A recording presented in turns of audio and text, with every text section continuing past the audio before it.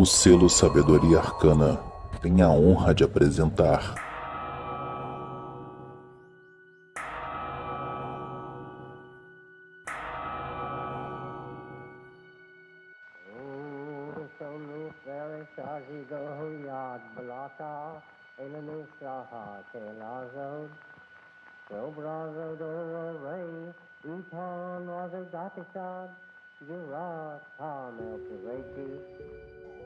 Olá, corações cingidos pela serpente.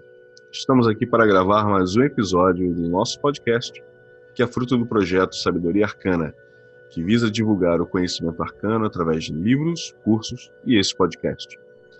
Aproveite para visitar nosso site www.sabedoriaarcana.com.br e nosso Instagram, @sabedoriaarcana, para acompanhar as novidades. Lembrando que vocês também podem encontrar em nosso site e no Clube dos Autores os livros que já publicamos até hoje, sendo que eles também podem ser adquiridos através da Amazon.com.br. É isso aí. Mais uma vez quero dar boas-vindas aos meus dois companheiros de trabalho, Adílio Jorge Marques. Fala, meus irmãos, tudo bom? Como que vocês estão? Prazer poder estar aqui de novo com vocês para mais um bate-papo. Podcast Sabedoria Arcana. E Lincoln Mansur. Boa noite, meus irmãos. Mais uma vez é um prazer estar aqui com vocês, né? Reunidos à distância, mas próximos aqui pela internet, e para gravar esse outro episódio aí do podcast. Hoje a gente vai abordar um tema que faz parte não apenas da história do misticismo e do ocultismo, por ter sido um grande movimento místico, mas também da história da humanidade, porque esteve envolvido em diversos momentos importantes da nossa história, né? Então a gente vai falar sobre templarismo. Vamos abordar um pouco a história dos Cavaleiros Templários, um pouco sobre as Cruzadas, que de alguma forma teve a influência desses mesmos Cavaleiros Templários, e vamos entender um pouco também como essa influência vem desde quase 10 séculos atrás até os dias de hoje. Então, o primeiro ponto que é importante a gente entender é a definição de o que é o templarismo, né? Porque a gente sabe que houve um movimento que foi fundado, foi iniciado há quase 10 séculos atrás, e esse movimento deu início ao que a gente conhece hoje em dia como os Cavaleiros Templários. Mas naquele momento tinha um outro nome, tinha um nome um pouco diferente. Esse mesmo movimento também se traveste de outros nomes ao longo dos séculos, né? Mas essencialmente a gente pode considerar como o templarismo, né? Como um título suficiente para a gente poder nomear esse movimento. E eu gostaria de pedir meus dois companheiros aí que explicassem um pouquinho quais são os conceitos básicos e principais do que a gente considera, do que a gente pode considerar o templarismo, né? O movimento templário. Por favor. Então, Luiz, eu com os ouvintes, esse é um tema que é muito vasto e eu considero extremamente importante porque ele vai se misturando, né? Se costurando com várias tradições e filosofias, em especial desde o século XII, quando toma esse nome de Ordem do Templo, né, o movimento templarismo, a ideia do que é isso vem da Ordem do Templo e vem até os dias atuais. Há uma mística muito grande por trás disso, e tanto que alguns pensadores franceses, no início do século XX, alguns associados a outras tradições, chegaram a colocar que a queda da Ordem do Templo foi talvez o maior desastre da história da Europa. Talvez tenha sido isso, acontecido entre 1307 e 1314. Bom, o que é o templarismo? O templarismo é uma forma de se pensar o movimento cavaleiresco. Eu vejo dessa maneira. Existem muitas definições, mas a ideia do que é uma cavalaria, do que é o movimento de um nobre, isso pensando de uma maneira muito ainda superficial, né? Mas o que é um nobre que travestido ou investido de um ideal religioso, une em si duas características, né? Do guerreiro e a do sacerdote. O que marca a Ordem do Templo, apesar de que ela não tem originalidade nisso, não é a primeira que faz isso, tá? É justamente o fato de reunir essas duas qualidades, essas duas condições, vamos dizer assim, o sacerdote e o guerreiro. E então, ser um cavaleiro é uma condição pregressa ao surgimento da Ordem do Templo, que ocorre por volta de 1118 e 1119, na França, com os 9 primeiros cavaleiros, liderados por um nobre francês, Hugues de Payens.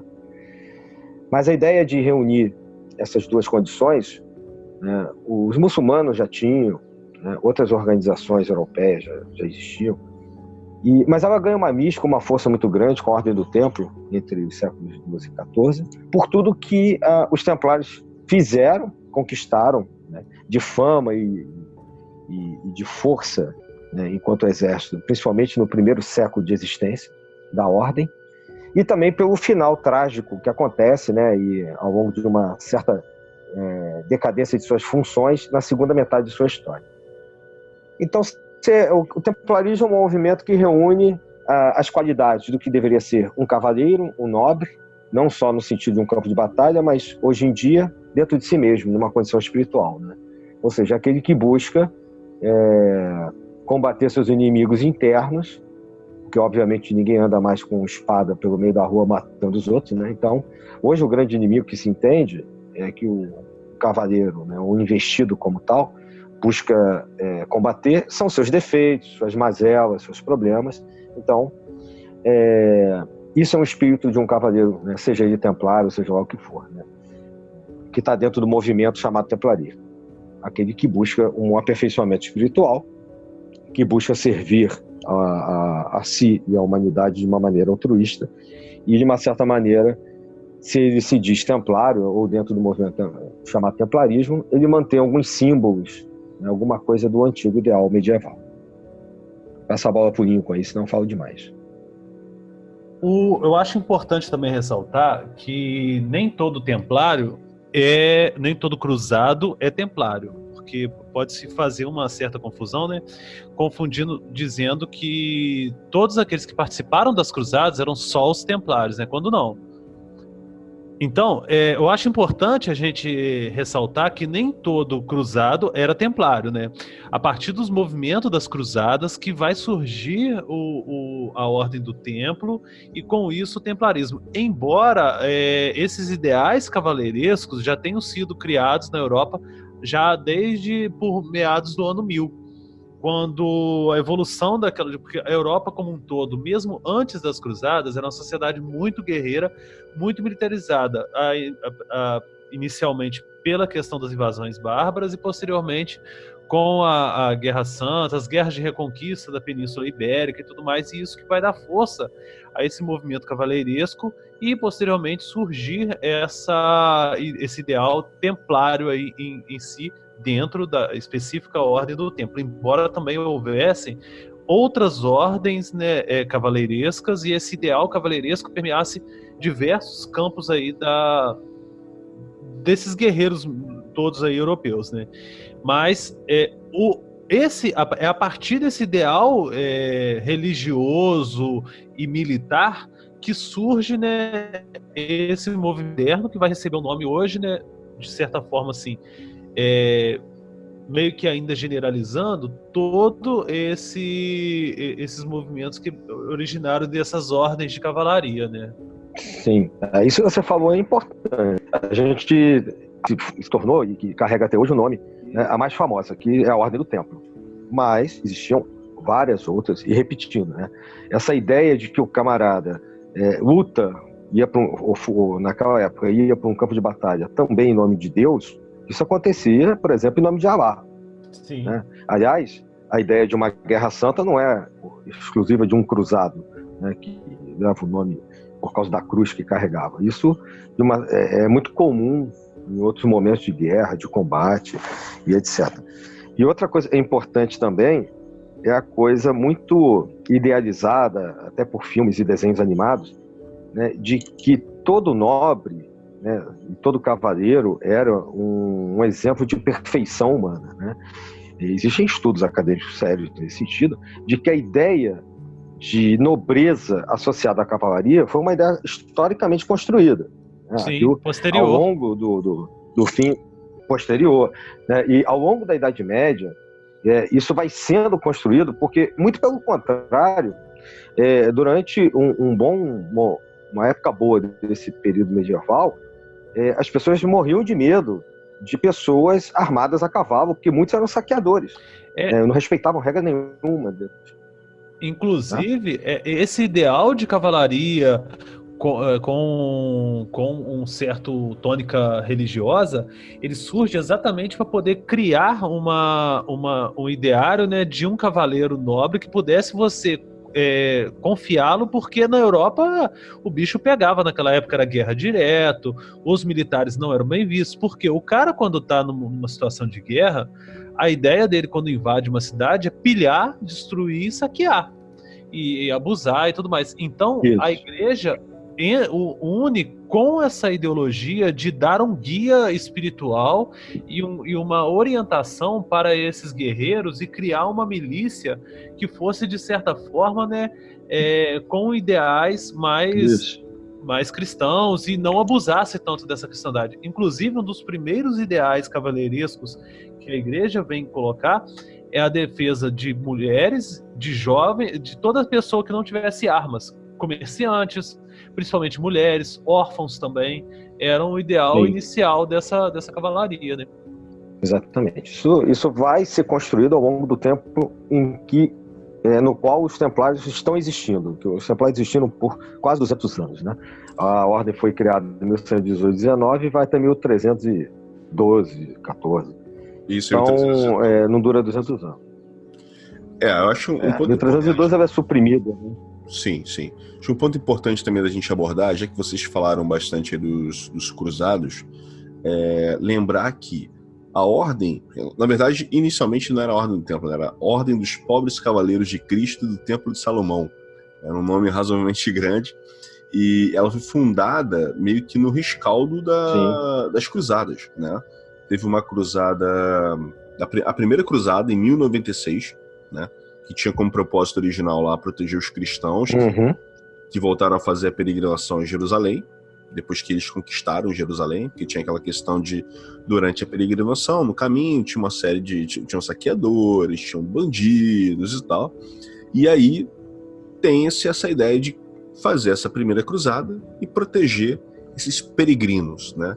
Agora, o que acontece que é interessante é que parte desses cavaleiros que vão para Jerusalém, diz-se que eles encontram o antigo Templo de Salomão, né? Eles fazem lá as escavações em um determinado local e encontram o Templo de Salomão, e ali eles decidem criar essa Ordem dos Pobres Cavaleiros de Cristo e do Templo de Salomão, né? Por isso o nome do Templo de Salomão. Exato. Isso tem comprovação arqueológica, né? Sim, isso é interessante. Isso é histórico, né? Isso não é só achismo. Não é uma lenda, a lenda da criação da ordem. Não. A Ordem do Santo Sepulcro, até onde se sabe, cede o espaço e seriam as cavalariças do antigo Templo de Salomão, e durante um período de mais ou menos 9 anos, esses cavaleiros ficam ali, que a gente sabe muito bem que não eram só 9, existe já uma comprovação histórica nesse sentido, né? Isso já foi superado historicamente, tá? E quando o Estado de Israel permitia que se escavasse ali, se não me engano, houve uma expedição arqueológica por meados do século XX, e nessa expedição se achou pedaços de espora de cavaleiros, pedaços de espadas e objetos templários nesse espaço que a lenda dizia que esses cavaleiros iniciais que pediram permissão ao Papa fundar a Ordem do Templo, estiveram. Então, eles realmente escavaram ali e fecharam todos os buracos que fizeram naquele pedaço, né? Repetindo, aonde parece que ficava o antigo Templo de Salomão. Daí eles associaram o nome, e nem o está dizendo. Agora, por que eles fecharam? O que eles procuravam ali embaixo é que gera aquele mito todo do Tesouro dos Templários também, né? E, dentre outras coisas, evidentemente. Até porque se a gente parar para pensar que a primeira cruzada foi em 1096 e a ordem foi fundada em 1118, a gente tem aí um intervalo de 22 anos, né? Que é justamente esse intervalo onde esses cavaleiros vão para lá, fazem as escavações, possivelmente tem alguma descoberta que seja importante, começam a se organizar internamente e aí sim vão lá solicitar a autorização do Papa para fundar a ordem dos próprios Cavaleiros de Cristo, né? Porque, obviamente... E poder usar o manto. Poder usar o manto com a cruz. Até ter a ordem do Papa em 1128, 1129, não era possível, né? Eles não usavam. Sim, sim. E aí é interessante a gente entender assim, porque não era um grupo grande, né? Como é que esse grupo que funda a Ordem do Templo protegia os peregrinos? Bem, na verdade, eu acho que assim, era meio que uma desculpa para eles permanecerem lá na Terra Santa e continuarem suas pesquisas e dando prosseguimento à descoberta que eles fizeram lá com relação ao Templo de Salomão.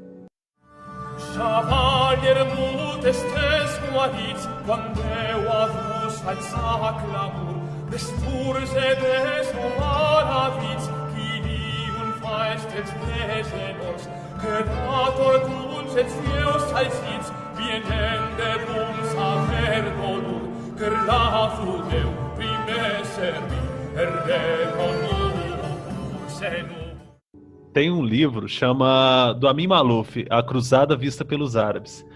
O interessante é que, quando Jerusalém, muito antes, foi dominada pelos árabes, todo cristão tinha direito a livre acesso à cidade de Jerusalém, ainda da mesma forma que tinha bairro, por exemplo, só de judeu, tinha bairro cristão e tinha bairro muçulmano.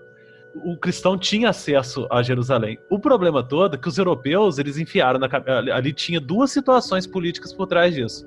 O Império Bizantino estava perdendo território para os turcos seljúcidas que estavam expandindo ali na área e pediram ajuda ao Oriente. Mandaram a primeira leva de soldados, crianças, mulheres, ia tudo ao mesmo tempo. Os árabes, eles não entendiam por que ia aquela procissão de gente com padre incensando e depois vinham os soldados atrás matando todo mundo lá.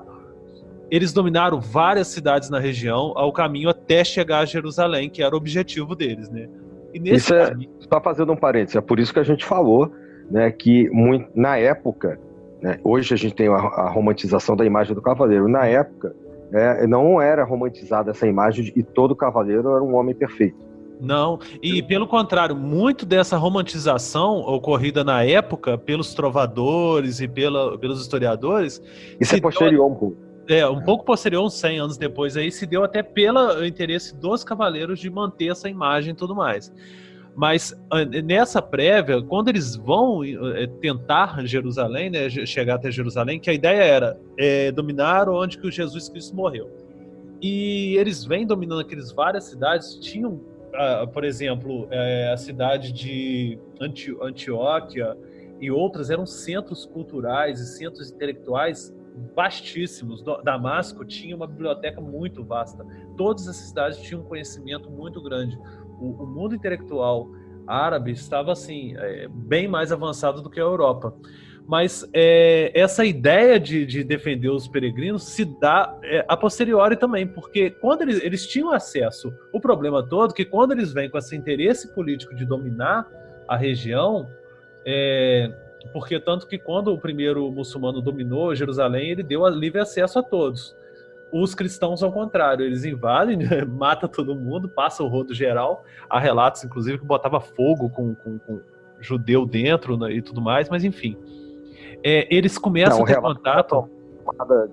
O relato da tomada de Jerusalém em 1099, existe uma lenda de que depois que a cidade caiu, né, havia sangue, né, até o meio da pata dos cavalos. Provavelmente não era algo assim no sentido literal, mas ilustra, né, a carnificina que foi provocada pelos cristãos em 1099. Relatos árabes dá conta assim, de 30 mil mortos nessa faixa assim.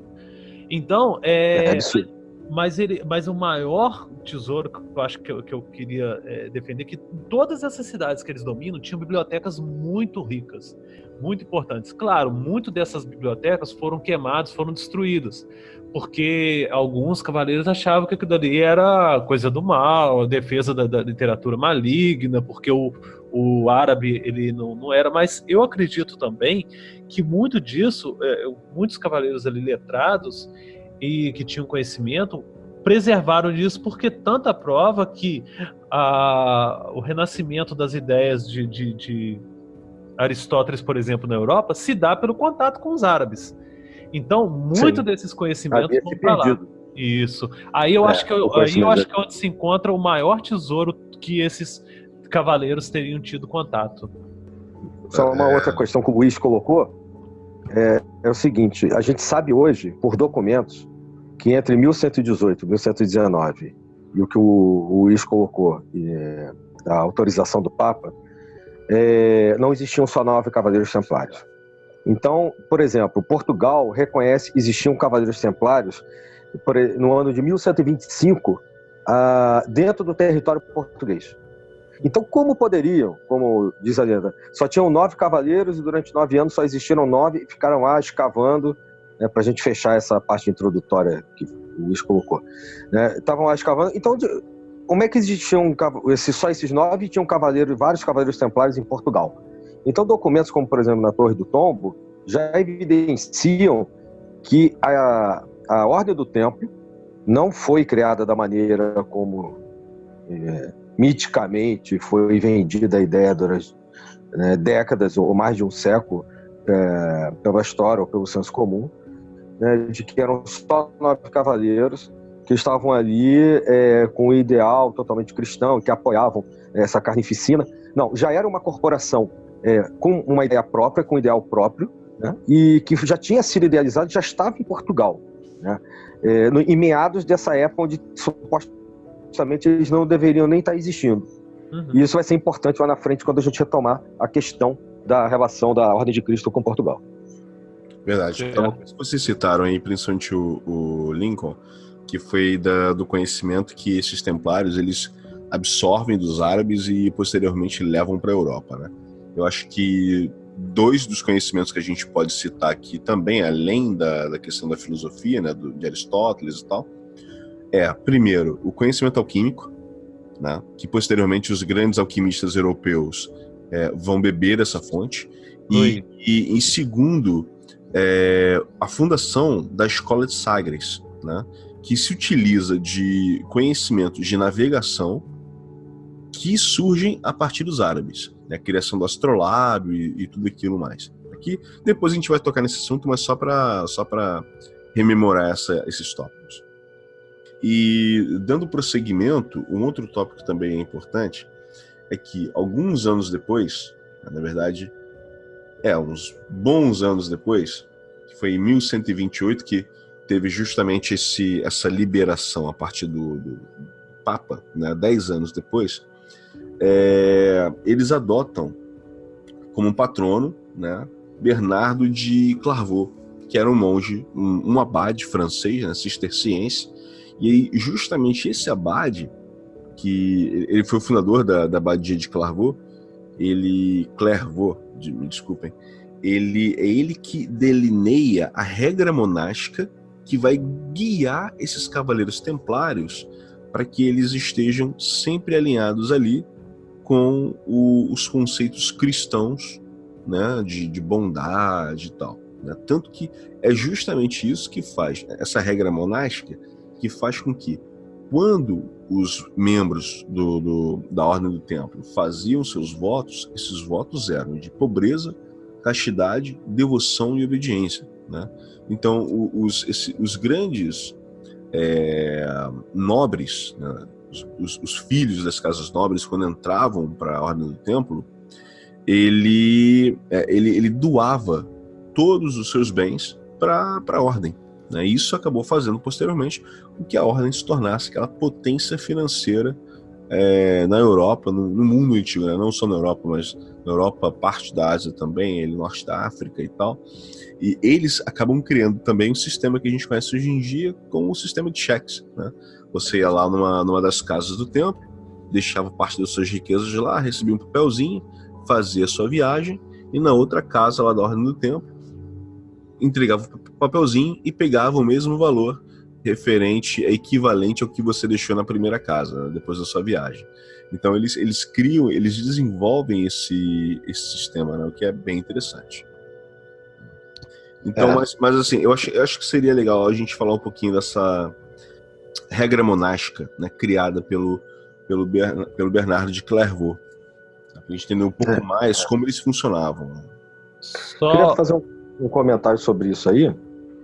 Existem indícios de que a família do São Bernardo, né, o Bernardo de Clairvaux, viesse mais do norte da Europa, tenha vindo mais do norte da Europa, e segundo a tradição, eu não sei dizer se há uma comprovação histórica sobre isso, mas é dito nos meios templários que um ramo da família de São Bernardo vinha dos celtas, de uma tradição irlandesa ou escocesa.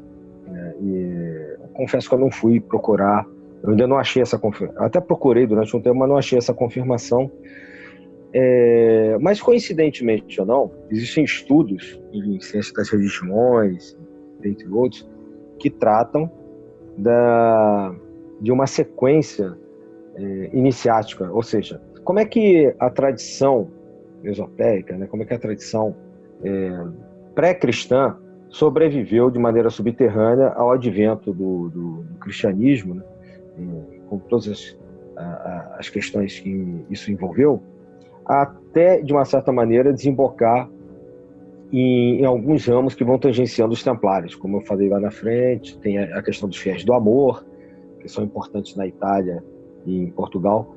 Então, São Bernardo parece, mesmo ele sendo, obviamente, né, um cisterciense, um católico fervoroso, e tendo se inspirado nas regras monásticas vigentes, provavelmente na de São Bento, para criar as 72 regras templárias, ele também tinha uma certeza, se realmente ele tiver uma ascendência celta, de que existia algo mais por trás de uma iniciação oriunda da época de Cristo do que aquilo que foi se consolidando ao longo do tempo como a Igreja de Roma. Tá? Isso é só um indicativo. De uma certa maneira, você já colocou sobre características, né? Os 3 votos e determinadas outras coisas que essa regra continha, e que era muito rígida. Era uma regra que realmente fazia com que a pessoa que entrasse para lá, inclusive mulheres, tá? É uma outra informação interessante, existiam mulheres templárias, que eram chamadas de freiras, e podiam entrar na Ordem do Templo, e que tinham que seguir realmente uma doação muito grande à causa, que era a causa da implantação da cristandade. Tá? Só complementando essa informação, que também é uma informação nova na historicidade templária, viúvas de cavaleiros, né, ou às vezes esposas de cavaleiros que entravam para a ordem fazendo os votos, como o Luiz colocou, algumas parece que, pelo menos em Portugal, na região de Tomar, que foi uma das sedes da ordem em Portugal, na região de Tomar parece que existiu um grupo de freiras que era formado por essas mulheres, que ficavam ou viúvas, ou então seus maridos se dedicavam à ordem, e elas acabavam se dedicando também como freiras templárias. Tudo isso, de uma certa maneira, estava associado a essa regra, né, monástica, muito rígida, e quem assistiu aquela minissérie do History, Nightfall, acabou recentemente a segunda temporada, vai perceber como é que era duro o dia a dia, né, não só de levantar muito cedo, acordar muito cedo, ter toda a parte que um sacerdote tinha, né, que um frei, um monge tinha, e ao mesmo tempo o treinamento militar associado. Então era duplamente difícil, né, ser um templário, também ao contrário do que se romanceia, né, por aí. Talvez daí, né, tenha surgido a questão também dos filhos da viúva, né? Então, o que acontece? Umas outras informações interessantes sobre a questão, até mesmo de São Bernardo, é que antes das cruzadas albigenses que foram contra os cátaros, ele inclusive teceu vários elogios aos cátaros e tudo mais, entendendo eles como uma visão espiritual e tudo mais, né? E uma outra questão interessante é que dois momentos são importantes para essa questão da relação das cruzadas com a igreja. Foi em 1095, quando o Papa Urbano II convocou as cruzadas, propriamente dito, em Clermont, como uma forma de auxiliar até mesmo aquele Império Bizantino que pediu socorro ao Roma, né, para mandar soldados contra aqueles turcos que estavam dominando aquela região. E 150 anos mais tarde, São Bernardo ele reavivou esse fogo das cruzadas em Vézelay, que eu não sei falar francês, né? Enfim, quando ele faz novamente uma exortação a toda a população para voltar à questão das cruzadas e tudo mais. Basicamente, o objetivo de ambos era transformar o que era, né, considerado como uma guerra endêmica em todo o Ocidente medieval em uma guerra santa dos fiéis. Inicialmente, na própria, até mesmo, né, o que deu muita força a essas ordens de cavalaria, ao surgimento da cavalaria em si, foi, inclusive, a reconquista, como o Mano Adir tinha dito na questão lá de Portugal e tudo mais. Era uma das cruzadas, era lutar contra a dominação dos árabes, os mouros, ali na Península Ibérica. Mas a cruzada, por excelência, era, eventualmente, para Jerusalém mesmo, né? E o que acontece? Tanto o Papa como a Igreja queria direcionar uma direção espiritual para as cruzadas, mas acaba falhando um pouco mais esse objetivo. Mas ainda assim, cria-se uma mentalidade europeia sensível para a busca da Jerusalém celeste, que é esse ideal de procurar Jerusalém interior e não tanto quanto essa Jerusalém exterior, que quando o movimento de cruzadas acaba degenerando, esse ideal da Jerusalém celeste, da Jerusalém interior, permanece em todo o imaginário europeu aí. E outro ponto interessante... Sem dúvida, sem dúvida. O cavaleiro benfeitor da Cidade Santa, que existe até hoje em várias tradições. Exatamente. Daí. Exatamente. E um outro ponto interessante, só para mim passar a bola, é que se hoje é tão comum o símbolo da cruz como um símbolo de triunfo e não de sofrimento, né, do momento em que está sendo ali o sacrifício do Filho de Deus e tudo mais, se dá por conta das cruzadas, que eles utilizavam pingentes, e eu tenho até um aqui de escavações europeias e tudo mais, pingentes em formas de cruz, circuladas, né, com um arozinho de metal, mas esse símbolo dos cruzados, todos os cruzados levavam, não só os templários, mas todos os cruzados em si. E isso, para poder mostrar, substitui, né, o que até então era o símbolo dos primeiros cristãos, que era o peixe. No entanto, né, nessa ínterim aí das cruzadas, que começa a se difundir a cruz como símbolo cristão, propriamente dito.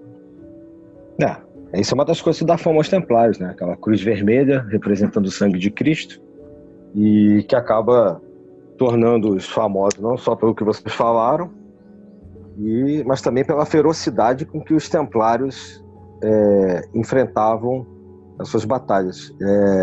O Mano Luiz falou aí da regra. Uma regra de combate era 3-1, por exemplo, né? Ou seja, um templário nunca deveria lutar contra os seus inimigos em vantagem, mas sempre em desvantagem, porque ele não só era um cavaleiro, mas um monge, e como ele tinha proteção divina, ele era tão autoconfiante que nas primeiras cruzadas, até mesmo na época de Saladino, o respeito que existia e o medo que existia em relação aos cavaleiros, a ordem do tempo, era absurdo, né? Então, normalmente tinha esse lance de 3-1, ou seja, um templário para cada 3 inimigos, e mesmo assim seriam, e deu muito certo, na primeira metade da sua história, né, deu muito certo, mesmo assim seriam invencíveis. E se você ler esse livro, né, o nosso ouvinte, né, da Cruzada Vista pelos Árabes, vai entender que muito desse medo que tinha, dessa questão até da vantagem de 3-1, se dá por conta da primeira cruzada. Os primeiros cruzados fizeram uma arruaça no moral dos árabes.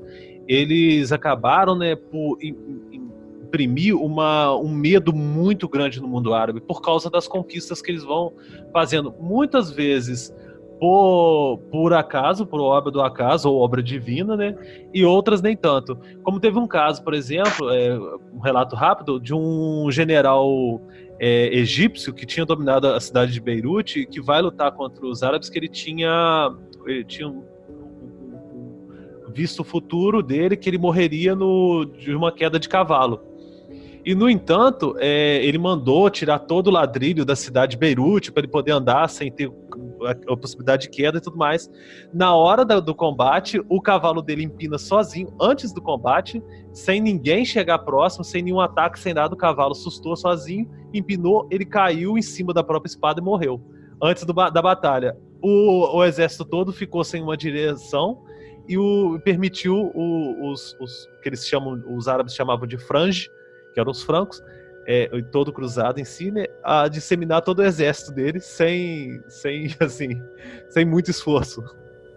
Só lembrando que os templários não participam da tomada de Jerusalém, da primeira cruzada, né? Eles não existiam. Isso. Eles surgem, como o Luiz falou, 20 e poucos anos depois. É o rescaldo da primeira cruzada, né? Na verdade. Depuis sur terre et mer, nous avons guerroyé, partout dans le désert, sous le ciel mordoré, des Sarrasins maudits, je me suis fait connaître, comme un vrai chevalier seul mérite de l'être. Agora, uma coisa que é importante a gente tentar entender também qual a influência daquele achado, né, que os templários fizeram em Jerusalém, do Templo de Salomão, no trabalho e na ordem em geral. Porque, assim, primeiro que já vem no nome da ordem, né, a Ordem dos Pobres Cavaleiros de Cristo e do Templo de Salomão. Né. Sabe-se também que eles ficaram algumas décadas lá naquela região onde eles fazem as escavações e possivelmente encontram alguma coisa que é justamente o que faz com que eles decidam fundar a ordem e transmitir algum tipo de conhecimento, porque a gente também sabe que eles tinham um sistema iniciático, né? Eles não eram apenas monges e guerreiros, eles também eram iniciados. Havia todo um processo de iniciação, haviam graus dentro da ordem, né, em que a pessoa ia ascendendo de acordo com a experiência dela, de acordo com o trabalho, o quanto ela se doava à ordem, né? E existe uma ideia de que alguma coisa que eles encontraram naquele determinado local, que teria sido o Templo de Salomão, influenciou substancialmente no conteúdo daquilo que eles propagavam, mesmo que seja apenas internamente entre os seus membros. Que tipo de informação que a gente tem do que eles podem ter encontrado? Existe alguma fonte histórica que fale sobre isso, ou apenas achismos e suposições feitas por curiosos? Não existe nada histórico que diga, olha, eles acharam tal coisa e isso fez com que eles tivessem uma ascendência sobre o Papa ou qualquer coisa assim, porque, diferentemente de outras organizações, por exemplo, os templários eram uma prelazia direta do Papa. O que isso quer dizer? Eles não respondiam a reis, rainhas, bispos, etc. Eles só respondiam ao Papa, que era isso gerou uma animosidade considerável. Muito grande. Isso, inclusive com outras organizações, como, por exemplo, os hospitalários, né? Templários e hospitalários não se davam. Hoje, o nome de Ordem de Malta, né, atualmente, ainda existe, ao contrário da Ordem do Templo de maneira oficial, mas isso gerou uma animosidade muito grande e um respeito. Aí o resto fica, para responder sua pergunta, no campo da lenda. Eles buscavam o Graal, é o que diz a lenda, né? Aquela coisa mais sub-rosa, né? Mais subterrânea do esoterismo europeu. Eles acharam alguma coisa que fosse importante, algum símbolo cristão. A gente sabe que parece que eles ficaram de posse do Santo Sudário, mas isso a gente tem até hoje, né, durante uma época. Parece que eles tinham, e isso se perdeu, um pedaço do que era considerado, no século XII, um pedaço da cruz de madeira, né, uma das traves, na qual... A cruz inteira. A cruz inteira eu sabia de um pedaço, né, na qual Santa Mônica teria deixado desde a época de Santo Agostinho e isso teria ido parar nos Templários. Agora, isso não parte da pergunta que o Luiz fez, o que eles acharam ali embaixo, porque isso já estava de posse da cristandade, esses objetos. A lança de Longinos, que aliás os nazistas também correram atrás, pegaram e existe até hoje, né, está exposta. Tudo é especulação. É muito provável, eu tenho uma opinião. A cabeça de São João Batista.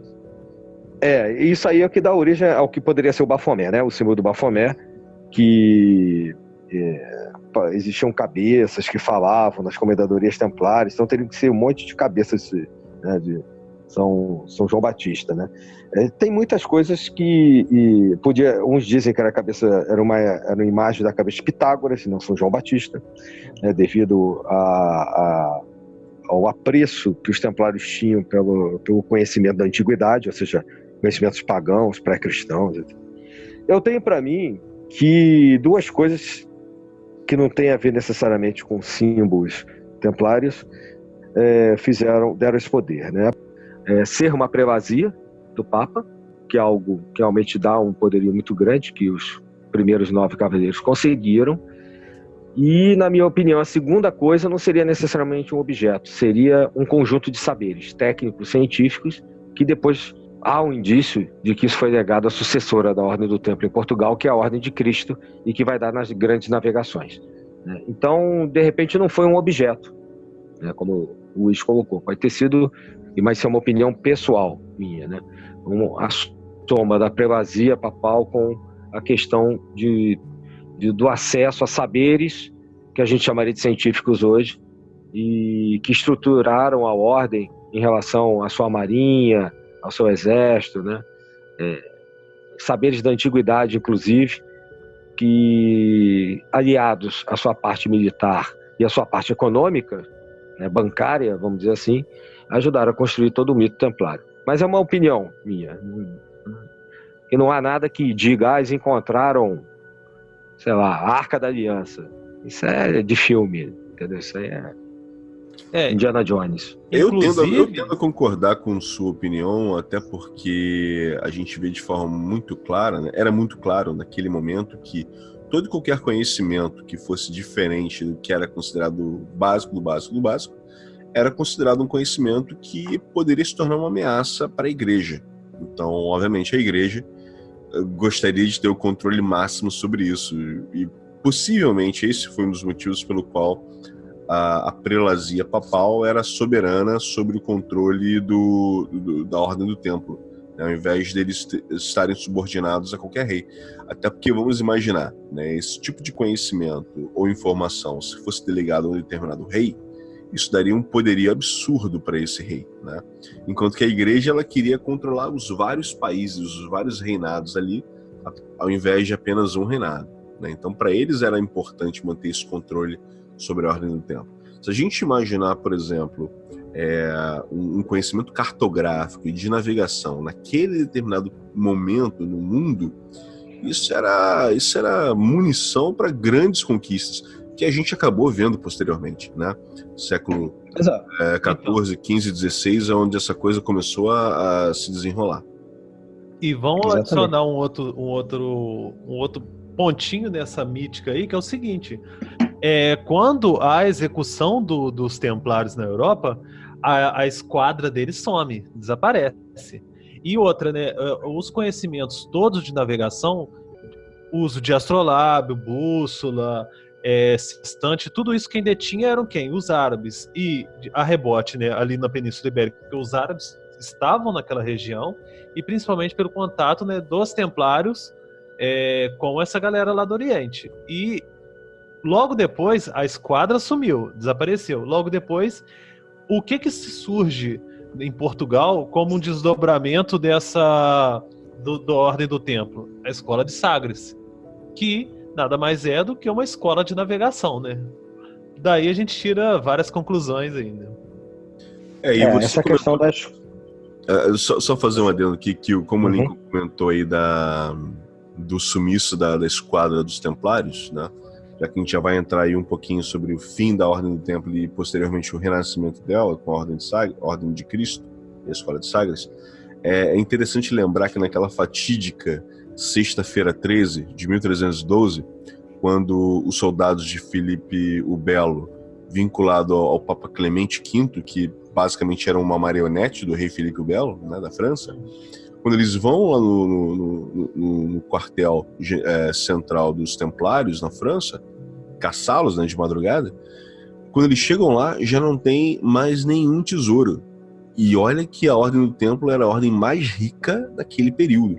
Quando eles chegam lá, não tem mais uma moedinha de ouro para os caras pegarem e levarem para ele. Porque esse é um dos principais motivos do rei Filipe o Belo, né? Ele já devia uma grana alta para os Templários, dos empréstimos que ele fazia, porque os Templários também eram, de certa forma, agiotas naquele dado momento. O mais importante é que eles eram agiotas de reis, né? E não de camponês. Então o cara foi lá para tentar pegar o tesouro que os Templários ainda tinham e, não, obviamente, não precisar pagar a dívida imensa que ele já tinha, né? Então, assim, a gente já vê o nível de inteligência e de informação que os caras tinham naquele dado momento. Havia um jogo aí de espionagem, né? Informação contra informação. Não, era absurdo. Eles, enquanto ordem estratégico-militar, eles realmente estavam muito à frente do seu tempo, né? E essa questão da marinha, dos barcos terem sumido, junto com boa parte dos documentos, né, e da grana da Comendadoria de Paris, né, sumido do porto de La Rochelle, que hoje nem é mais um porto, né, isso que alimentou aquela lenda do tesouro, né, templário, além daquela... Isso já no fim, né, na noite anterior a 13 de outubro de 1307. Aí, somando-se a isso, o que teria sido descoberto, como você perguntou, né, então, da ideia da lenda que vai varrer a Europa aí de um suposto tesouro. Mas, realmente, o Filipe o Belo tinha vários... Aconteceram episódios, né, tinha vários problemas com os Templários, né? Parece que ele tentou entrar para a Ordem e foi negado, já na época de Jacques de Molay, e ele esteve prestes a ser linchado pelo povo de Paris numa determinada ocasião, porque a França estava com uma inflação muito alta, passando por vários problemas, e ele se refugia na Comendadoria de Paris. Os Templários acabam salvando a vida dele, né? Obviamente, antes do evento que você mencionou. E parece que essa poderia ter sido a grande chance que ele teve de ver por dentro a Comendadoria do Templo, né, e a riqueza dos Templários, né, cuja sede mundial era realmente a Comenda de Paris, né. Então são fatos assim pitorescos que têm a ver com o que você está falando. Eu acho que justamente nesse momento então que surge a ganância dele. A ganância dele vem mais aflorada, né? Para conseguir botar a mão naquilo tudo que ele viu lá dentro. Eu imagino a cara dele quando ele chegou lá com os soldados e não tinha mais nada, né? Ah, com certeza. E nem mesmo os barcos, né? Ele perdeu muita coisa, sem dúvida. Assim como não conseguiram prender todos aqueles de grau mais alto da ordem. A gente sabe disso. Além do fato também, né, de que os Templários, o próprio Filipe Belo devia altas somas de dinheiro aos Templários por empréstimos, né? É isso que o Luiz falou aí. E tinha uma outra situação de que com a queda de São João do Acre, lá na região ali próxima a Jerusalém, no Oriente Médio, a Europa tinha ficado um pouco menos tolerante com as ordens de cavalaria como um todo. Os cavaleiros em geral, eles se refugiam na ilha de Malta, mas a Europa já tinha criado uma certa animosidade contra isso. O que vem também reforçar a ideia do Filipe Belo e do Papa, que era servir de joguete na mão do Filipe Belo, né? Na perseguição e execução de todos os templários aí. Porque ficou aquela pergunta: a partir do momento que as cruzadas não eram mais viáveis, no sentido geral, né, de estruturação econômica, né, e todos esses bastiões cristãos tinham caído, para que serviria a Ordem do Templo? Ia ser o quê? Se transformar num grande banco? Sim. Né? As cruzadas não tinham mais sentido, tanto que houve uma proposta de fusão dos hospitalários com os templários, e obviamente, como eles não se davam, né, Jacques de Molay foi totalmente contra, e isso também pode ter sido uma das coisas que acirrou, né, a ira do Filipe o Belo, Filipe IV, né, da França, em relação à ordem. Não devia uma grana, já tinha sido negado na ordem, sabia que era uma ordem rica, começou a questionar para que ela servia. Era a ordem mais rica de todas, né? Não, por isso que ela por isso que ela é o exemplo, por isso que existe a questão, por que é comum falar de templarismo e quase ninguém fala de lazarismo, da Ordem de São Lázaro? A Ordem de Santo Sepulcro existe até hoje, mas ninguém pergunta o que é o movimento, sei lá, sepulcriano, estou inventando aqui, né?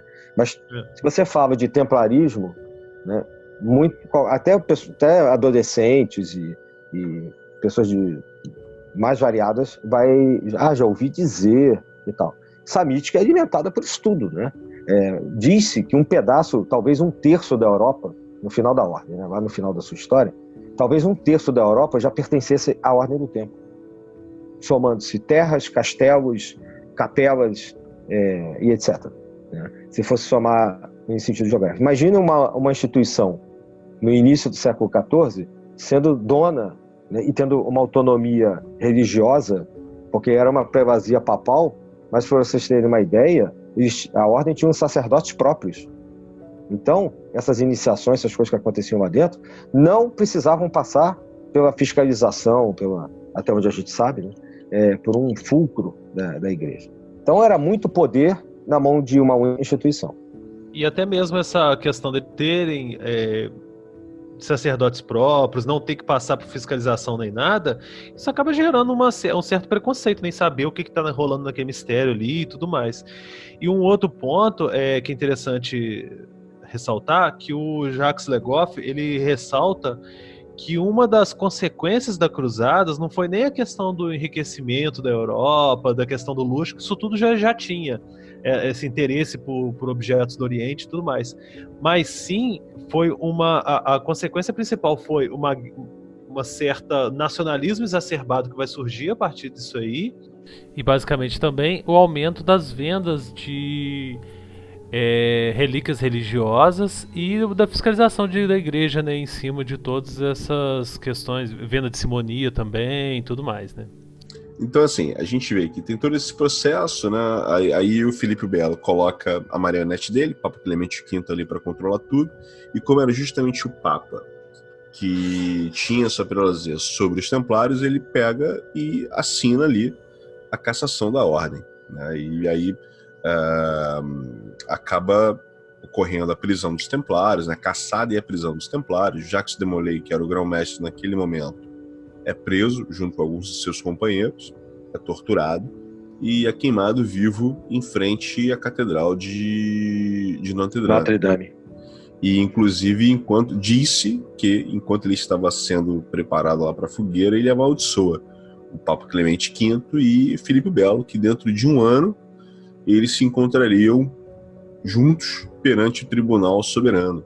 E, coincidentemente, ambos morrem dentro do prazo de um ano, né? Coincidentemente. E o de Nogaret também, né? Sim.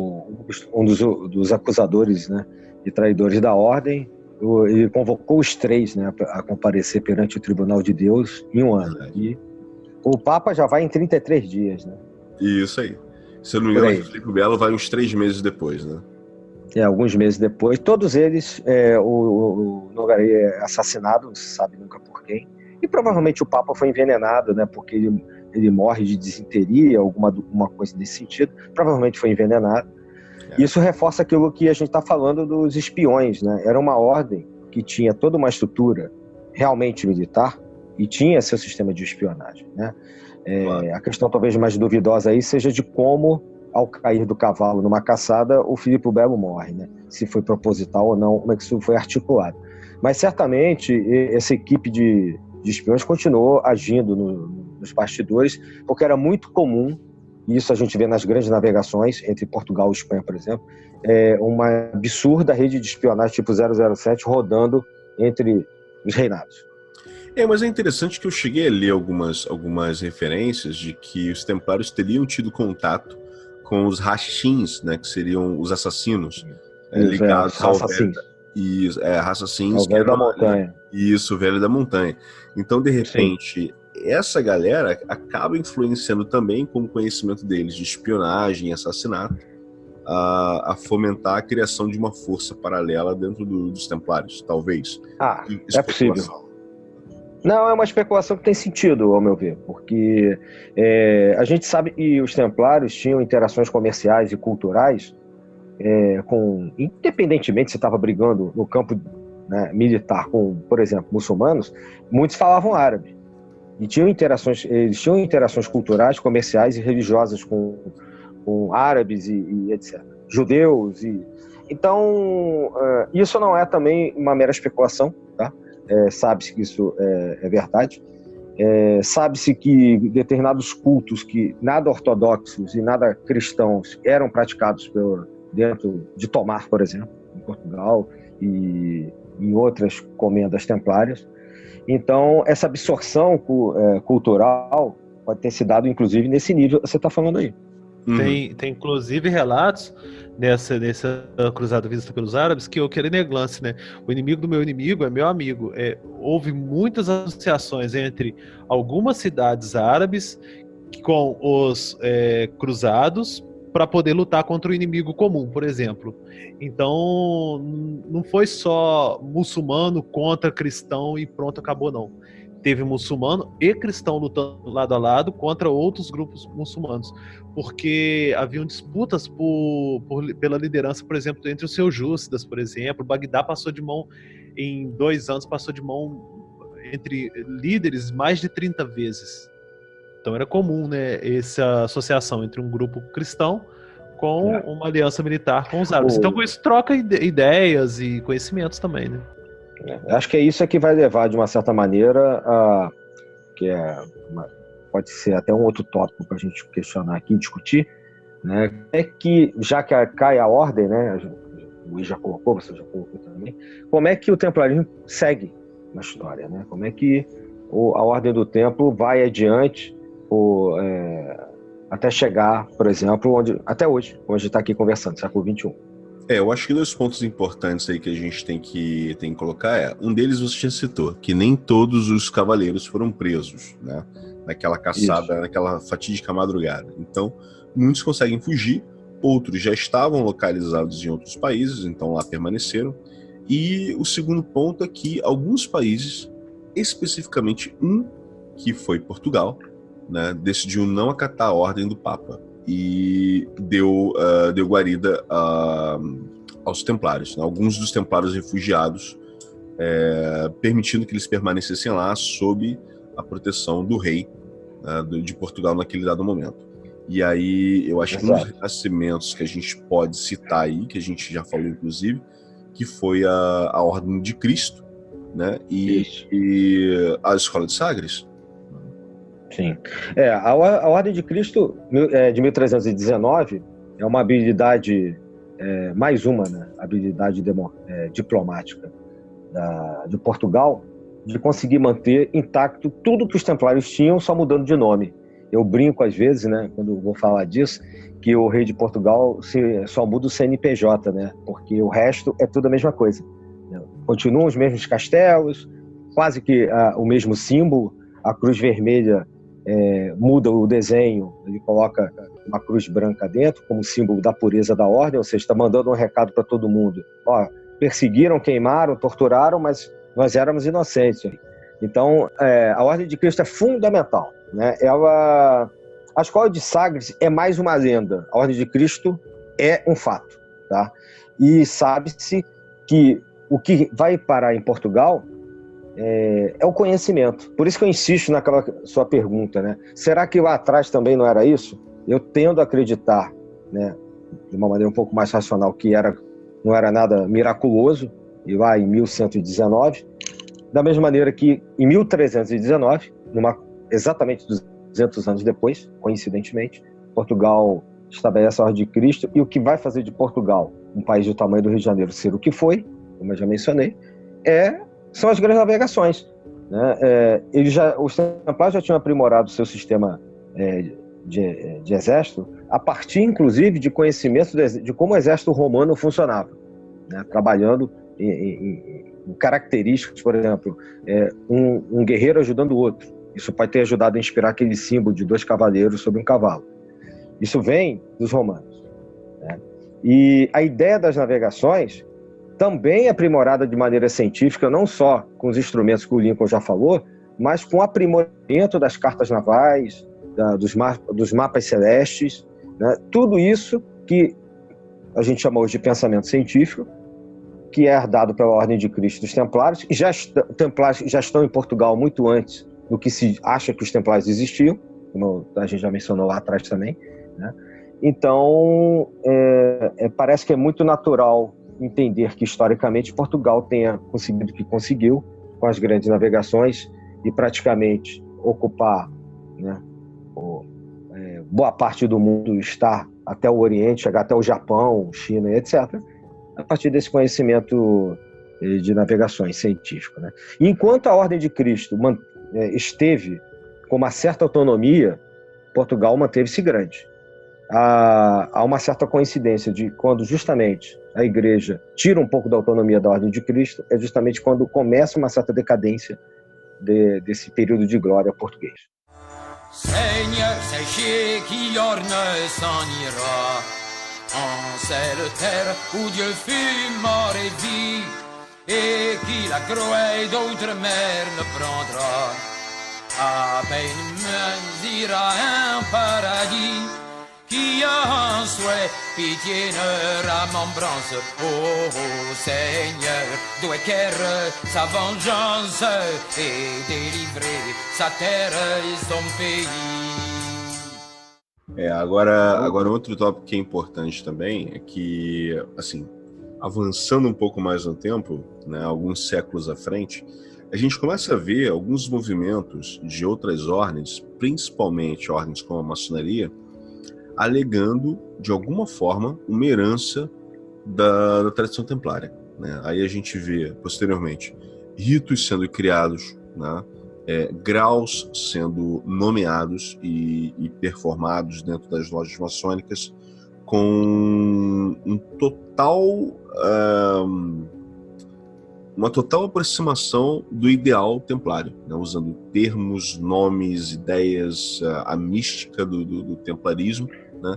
E eu queria entender em que momento e de que forma essa influência surge e até que ponto existe uma real influência, né, uma real herança dessa tradição templária, ou é apenas especulação de que a maçonaria, como tem alguns ideais alinhados, eles se sentem espiritualmente herdeiros, né? Então, o que a gente pode dizer aí, que realmente há uma herança objetiva ou é algo mais subjetivo? Esse é um assunto complicadíssimo, né? Porque eu acho que existe uma inspiração, uma herança subjetiva.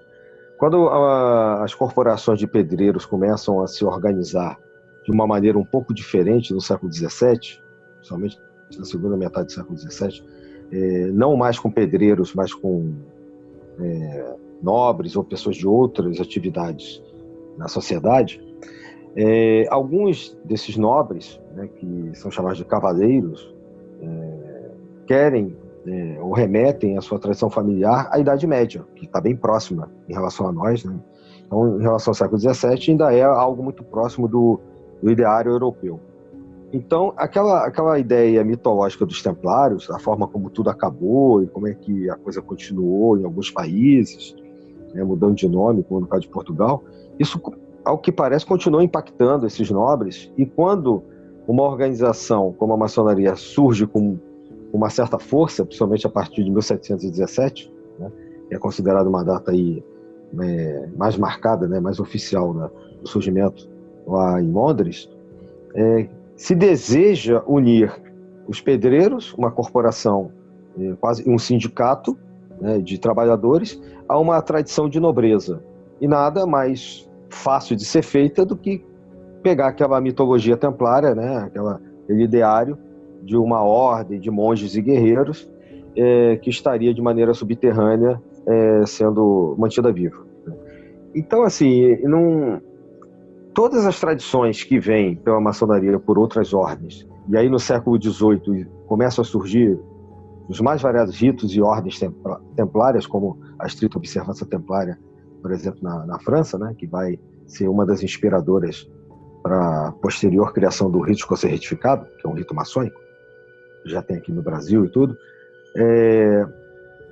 isso tudo vai funcionar mais como um movimento neotemplário, vamos chamar assim, um movimento posterior que mantém os símbolos, a tradição, né, alguns dos rituais, como o ritual de recepção do neófito, são rituais que estavam escritos, né?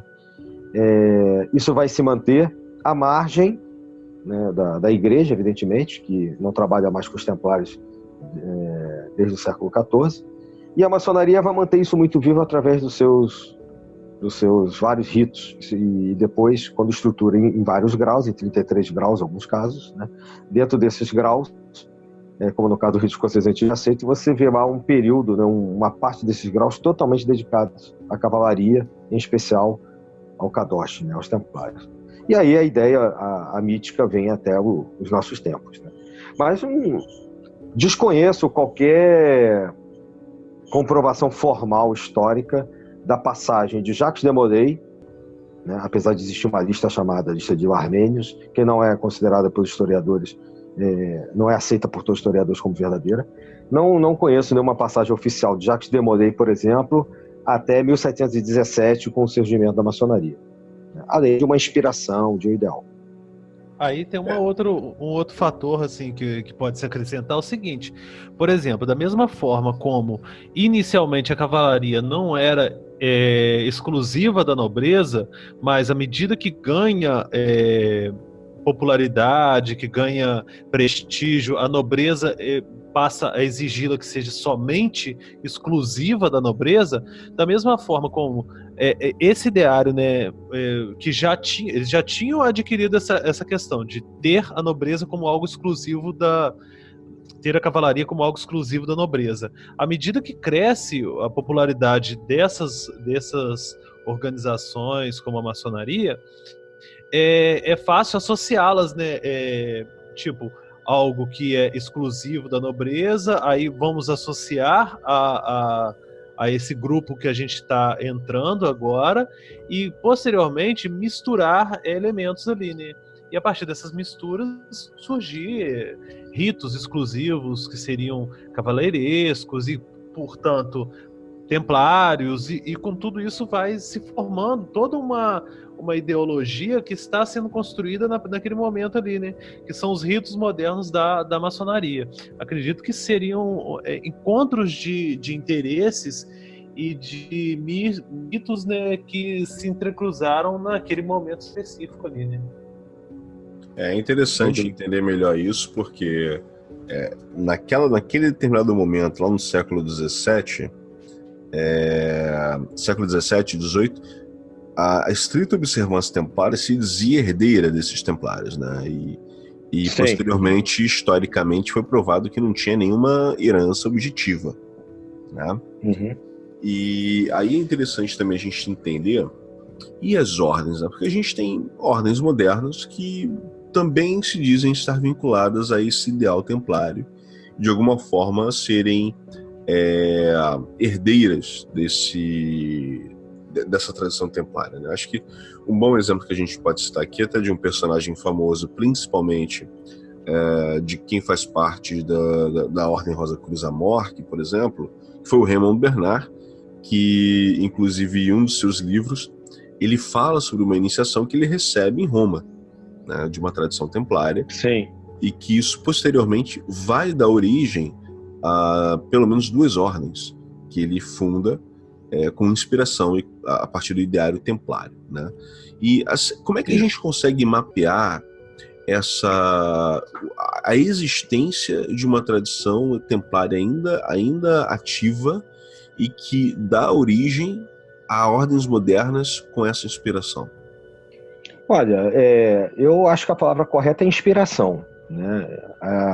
Existem centenas de ordens ditas templárias no mundo, centenas, ok? E não estou falando de dezenas. Algumas tiveram grande expressividade, mas todas elas, a maior parte delas evita falar nós somos descendentes diretos dos templários, porque nem todos aceitam essa listagem, né? Eu mencionei. Algumas tradições conseguem mapear isso de uma maneira um pouco melhor, quando elas têm uma inspiração mais medieval, né, mais cavaleiresca. E por que eu estou falando isso? Existem, basicamente, eu identifico duas formas de agir hoje dessa inspiração templária. Uma com esse modelo que você mencionou, inspirado no Raymond Bernard, nas organizações mais esotéricas do século XX, e outro modelo de funcionamento que é mais inspirado na cavalaria, no sentido militar, operativo, que tenta imitar algo da época dos templários medieval. Tem pelo menos duas do primeiro grupo, que você mencionou aí do Raymond Bernard, né, que uma não existe mais e a outra sim. Ele funda duas. Uma em setembro de 1968, na cripta da Catedral de Chartres, a Ordem Renovada do Templo, que alcançou uma certa expressividade na França e se espalhou pelo mundo todo. Mas ele se afasta da Ordem Renovada do Templo mais ou menos 1970, até uns 2 anos depois, e ela segue. Em 1988, 20 anos depois, ele funda a Ordem Soberana do Templo Iniciático, a OSTI, que existe até hoje. A ORT, ela não existe mais. A Ordem Renovada do Templo, ela deixou de existir em dezembro de 2007. A OSTI continua funcionando, e são organizações que se diziam, né, claramente de inspiração, usando símbolos, mas com toda uma conotação ocultista esotérica moderna, contemporânea.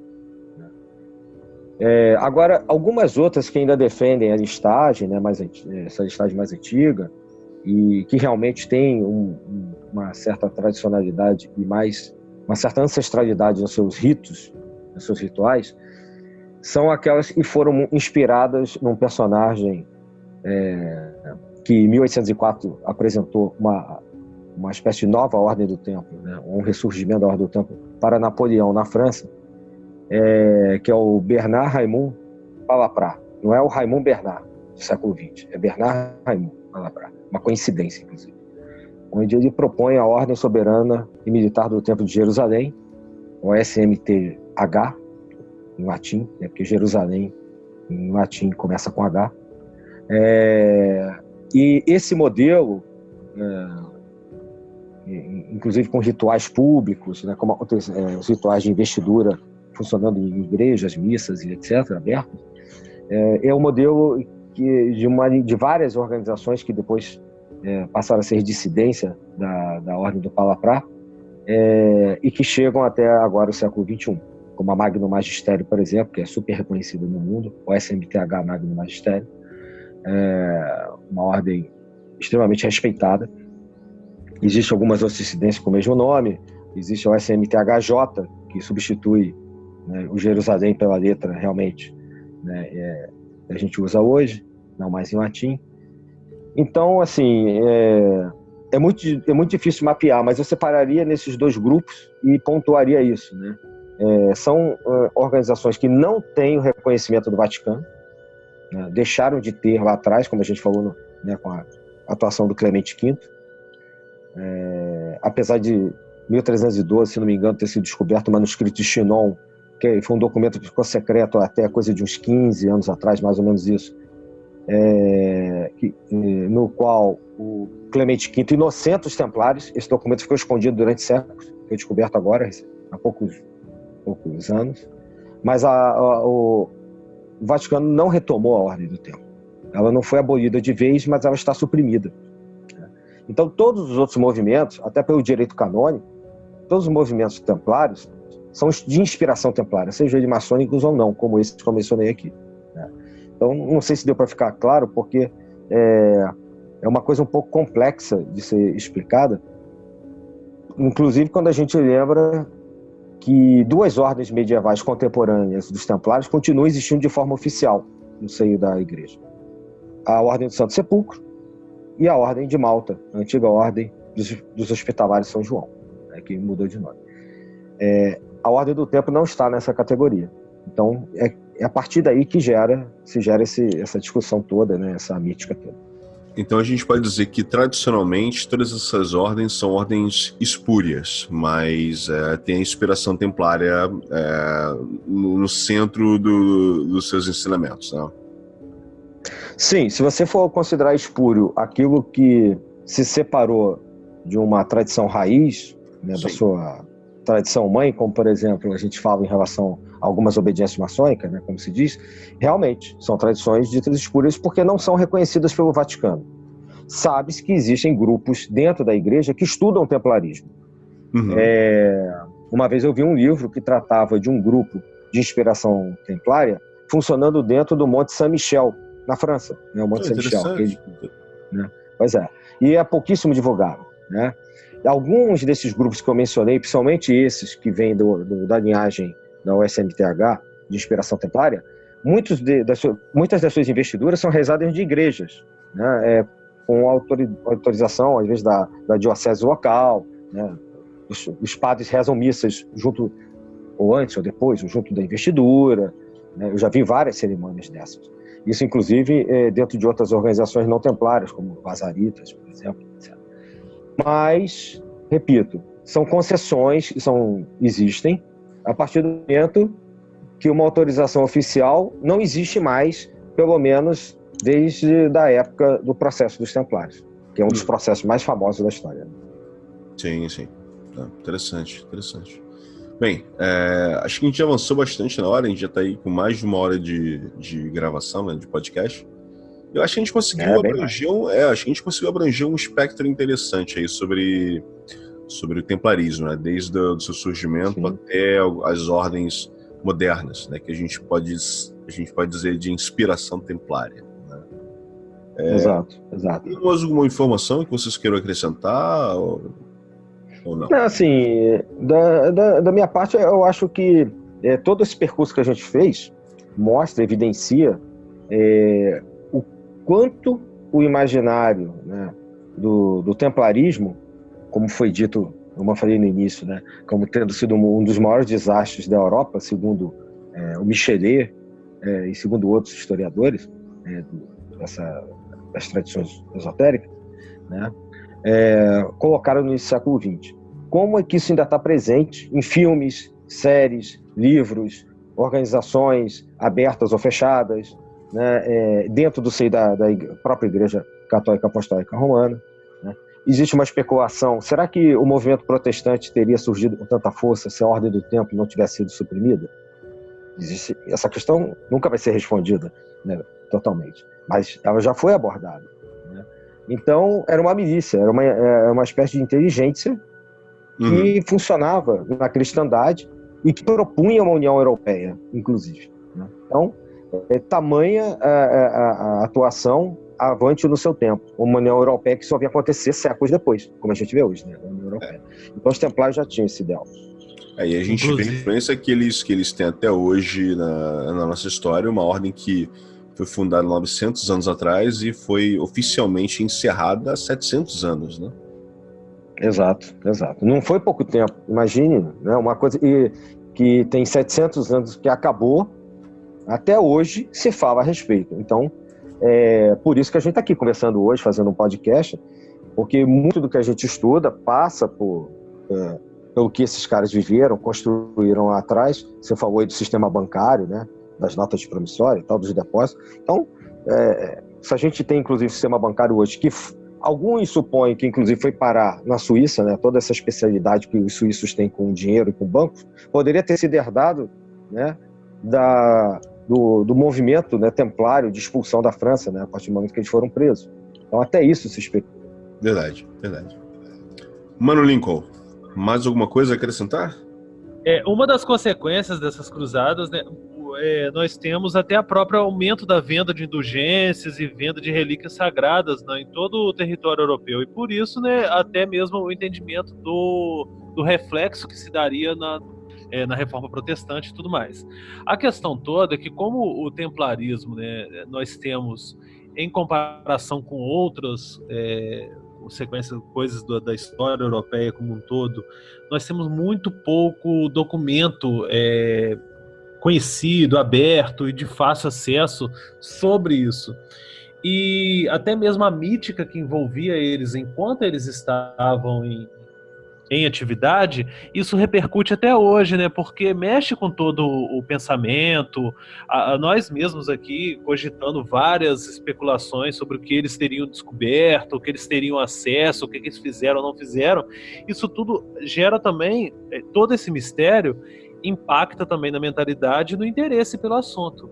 E com isso, nós temos aí um grande interesse nisso até hoje, né? E principalmente por uma questão básica, né? Uma coisa que a gente sabe é que eles tiveram acesso a conhecimentos privilegiados lá no Oriente. Então, isso também mexe com o interesse nosso pela busca pela verdade, pelo conhecimento e tudo mais. Sem dúvida.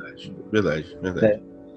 Bem, a gente não falou muito aqui só deixando pontuado que aquela questão dos trovadores, isso também não é uma especulação. Quem quiser visitar o castelo de Almorol, em Portugal, vai ver que Portugal reconhece e coloca lá nos painéis para os turistas lerem a respeito, sobre uma classe de trovadores que tinha uma linguagem iniciática, esotérica, disfarçada por causa da igreja, dentro de um castelo que é um castelo templário, né, e que tem isso com toda a inspiração templária cavalheiresca, e que influenciou sobremaneira, inclusive, Dante Alighieri e a sua não menos famosa A Divina Comédia, né? Então, isso é mais uma coisa para reforçar, né? Já que o Lincoln fechou aí com a questão histórica, o quanto hoje se reconhece da importância da mentalidade templária na cultura europeia, né? E, claro, a gente fala muito de Portugal e França, mas existem muitos entraves templários na Espanha, por exemplo, que são importantíssimos. A Comendadoria de Londres está até hoje lá, né? Também para quem quiser ver, né? Com uma estátua enorme, os dois cavaleiros em cima do cavalo, né? Então, 700 anos não apagaram essa importância até hoje. Inclusive, só para fechar, o livro A Mitologia Templária, do Jesus Ávila Granados, traz no final uma série de elementos esotéricos gravados em várias regiões da Espanha como símbolos templários, né, que seriam deixados registrados ali. Então a gente vê que há um reflexo disso até hoje e vários vestígios de indícios esotéricos e tudo mais aí em grandes construções templárias. Bom, aí a gente vai ficar aqui a noite toda, né? Mas só como sugestão, né? O Mano Luiz na Europa e tal, você pode pegar, quem quiser até hoje, e de Notre Dame, né? Como ele mencionou, onde tem uma placa até hoje, indicando o local exato no qual Jacques de Molay e outros oficiais da ordem foram queimados, né, em 18 de março de 1314, a placa está lá, né, embaixo da Ponte Neuf, em Paris, né, próxima, está lá na ilhota de Notre Dame. Você pode pegar uma ruazinha chamada Rua do Templo e seguir, né, uma rua comprida, exatamente esse o nome, a Rua do Templo, e seguir até onde ela desemboca hoje, em Paris, próximo aonde ficava a Comendadoria, né, um local dos Templários. E paralelo à Rua do Templo, né, ou transversal, na verdade, você tem a Rua dos Mantos Brancos, por exemplo. Ou seja, mesmo com a Revolução de 1789 na França, com a questão de se separar Estado de religião, né, que é uma coisa muito forte para o francês até hoje, né, esses símbolos de uma ordem que era também religiosa e cristã estão ainda nas ruas de Paris, para quem quiser ver. Interessante. É só pegar o mapa e andar. E, aliás, é um passeio que eu recomendo quem estiver em Paris, né? Ir a Notre Dame, visitar a placa de Jacques de Molay, em frente a um pequeno jardim na ponta, que era chamado de a Ilha dos Judeus, essa ponta, porque na verdade a ilhota de Notre Dame era dividida em 3 ou 4 pedacinhos, depois isso foi aterrado, e na pontinha, né, foram colocadas as estacas onde eles foram queimados, né? E da onde Jacques de Molay, olhando de frente para Notre Dame, teria se dirigido à população, ao rei, ao Clemente V, etc. E tal. Então a plaquinha está lá e tem um jardinzinho na frente, em homenagem aos templários, está tudo lá documentado. Você pega a Rua do Templo, e depois é um passeio muito bonito, você seguir pela Rua do Templo e verificando nas ruas transversais os nomes das ruas, como essa eu mencionei, que eu me recordo agora, que existem outros, a Rua dos Mantos Brancos, né? Então você vai chegar lá, perto de um local templário no final da rua, Isso na França, né? Agora, Portugal, a cada pedra você tropeça em cada esquina, tem um símbolo, ou da Ordem de Cristo, ou da Ordem do Templo. Isso aí não tem nem como disfarçar, né? Portugal inteiro, né? Seus vários castelos, não só Tomar, né? Tá todo marcado até hoje, é um trajeto templário, né? Existem vários trajetos templários de turismo dentro de Portugal até hoje. Bem interessante isso. Dicas templárias, dicas turísticas templárias. Exatamente. Estamos aí ajudando o turismo. Vale a pena visitar e fotografar, né? Porque, inclusive, vocês vão passar perto, quem fizesse em Paris, vão passar perto da casa do Nicolas Flamel, que não é uma lenda, existiu mesmo. A casa do Flamel está bem próxima à Rua do Templo. Dá para ir a pé e visitar lá. Atenção, leitores do Harry Potter, né? Ainda está aberta a visitação, né? Uhum. Sim, ela é uma espécie de pensão, né? Mas as inscrições alquímicas da fachada estão preservadas até hoje. A Prefeitura de Paris, né, preserva a casa como um ponto turístico.